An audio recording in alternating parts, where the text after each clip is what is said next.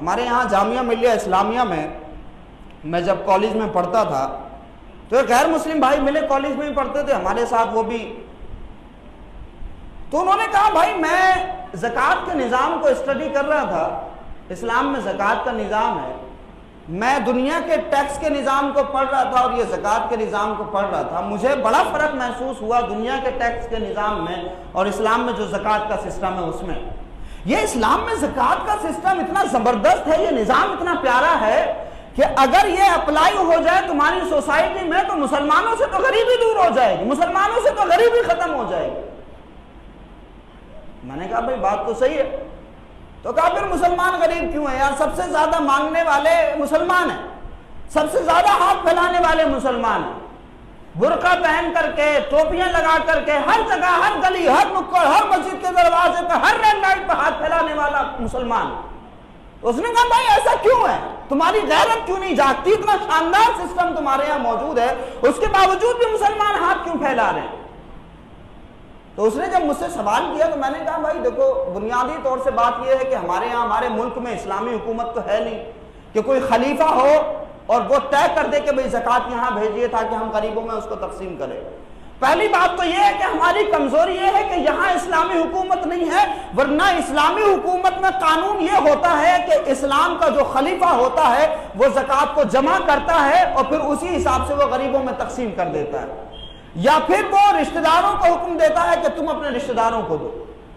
تو پہلی بات تو یہ۔ دوسری بات یہ ہے، میں نے اس سے کہا کہ بھائی کھلے دل سے ہم اس بات کا اعتراف کرتے ہیں کہ زکوٰۃ جس کے پاس جانی چاہیے اس کے پاس نہیں جا رہی ہے۔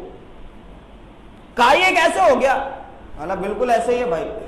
زکوٰۃ کے جو حقدار ہیں، زکوٰۃ جن کے پاس جانا چاہیے زکوٰۃ ان کے پاس نہیں جا رہی۔ کہا یہ کیسے؟ کہا بیچ میں زکوٰۃ مافیا گھس گئے،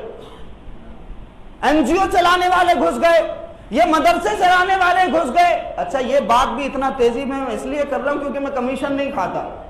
ورنہ میں بھی اگر مدرسوں کی کمیشن کھاتا تو میں آپ کو اس بات کی فضیلت بیان کرتا کہ مدرسوں میں زکوٰۃ دو، مدرسے میں سارے یتیم پڑھتے ہیں، سارے بے سہارا پڑھتے ہیں۔ لیکن چونکہ اللہ پاک نے مجھے اس طرح کی حرام کمیشن سے محفوظ رکھا ہے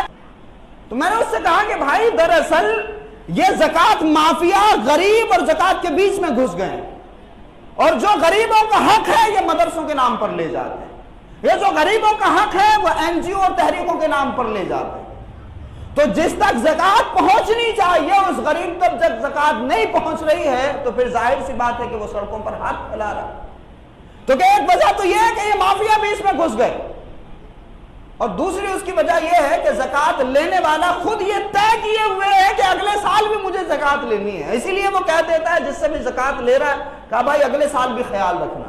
اگلے سال بھی خیال رکھنا۔ یعنی اس کے ارادے میں یہ ہے ہی نہیں کہ اگلے سال مجھے اللہ پاک اس لائق بنا دے کہ اس سال میں زکوٰۃ لے رہا ہوں، اگلے سال میں خود اتنا کیپیبل ہو جاؤں کہ میں خود زکوٰۃ ادا کروں۔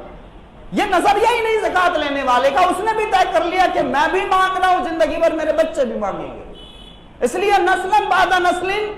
جو عورت ہاتھ پھیلا رہی ہے اس کے بچے بھی ہاتھ پھیلا رہے ہیں۔ یہ سلسلہ پیدائش کے بعد جب بچوں نے دیکھا تو جوانی میں بھی وہ یہی کام کر رہے ہیں۔ ایک اور چیز کہ زکوٰۃ دینے والا،